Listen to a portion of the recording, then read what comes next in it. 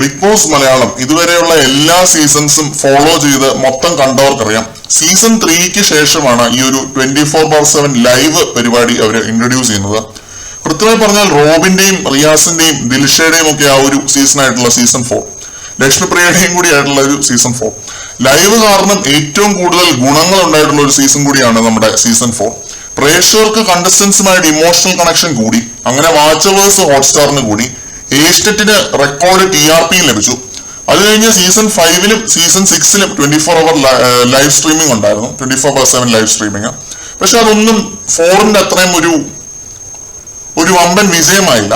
അതുകൊണ്ട് miss Jasmine ജാഫറും mister Gabri ജോസും ഒക്കെ ആദ്യം മനസ്സിലാക്കേണ്ടത്, നിങ്ങൾ ഈ ഇറക്കുന്ന അടവൊക്കെ സീസൺ 3ൽ അവിടെ ഉണ്ടായിരുന്നവർ വിട്ട സീനാണ്. ലൈവ് സ്ട്രീമിംഗ് ഇല്ലാത്ത സമയത്ത് അവരെ ഇറക്കിക്കൊണ്ടിരുന്ന അടവുകളാണ് ഇതൊക്കെ. എല്ലാം ഒന്നും എല്ലാരും കാണുന്നില്ല, എഡിറ്റഡ് ആണ് എപ്പിസോഡൊക്കെ. ഈ അടവൊക്കെ മാറ്റി പിടിക്കേണ്ട ടൈം കഴിഞ്ഞു. മാറ്റി പിടിക്കൂ എന്ന് തന്നെയാണ് ഈ സീസണിന്റെ ടാഗ് ലൈൻ. അപ്പൊ മാറ്റി പിടിക്കണം. ഇനി ജാസ്മിൻ നാണം കെട്ടൊരു സിറ്റുവേഷൻ ഉണ്ടായിരുന്നു ഇന്നലത്തെ എപ്പിസോഡില്. വലിയ വൃത്തിക്കാരിയാണ്, 2-4 ദിവസം കൂടുമ്പോഴാണ് കുളിക്കുന്നത് എന്ന് ലൈവ് കാണുന്നവർക്കറിയാം. പിന്നെ ഇന്നലെ ലാലേട്ടനോടും അത് പറയുന്നത് കേട്ടു ജാസ്മിൻ.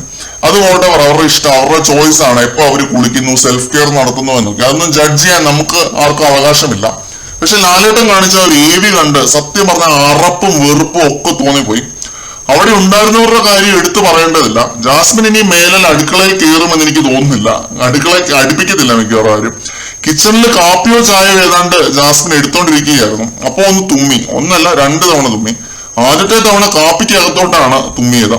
അത് പോട്ടേന്നല്ല, ജാസ്മിൻ കുടിക്കുന്ന കാപ്പിയാണ്, ജാസ്മിന്റെ കപ്പാണ്.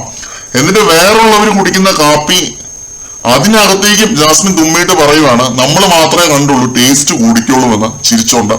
എങ്ങനെ സാധിക്കുന്ന ജാസ്മിനെ ഇതൊക്കെ? തുമ്മുന്നതും മൂക്ക് ചീറ്റുന്നതൊക്കെ വളരെ നാച്ചുറൽ ആയിട്ടുള്ള കാര്യങ്ങളാണ്, അല്ല എന്ന് പറയുന്നില്ല. പക്ഷെ മനഃപൂർവ്വം വേറുള്ളവർ കുടിക്കേണ്ട പാനീയത്തിനകത്തേക്ക് ഇതേപോലെ ഛർദ്ദിക്കുന്നതും പോരാ ടേസ്റ്റ് കൂടും എന്ന് പറയുന്നത് എന്ത് നാറിയ ഇടപാടാണ് എന്റെ പൊന്നോ.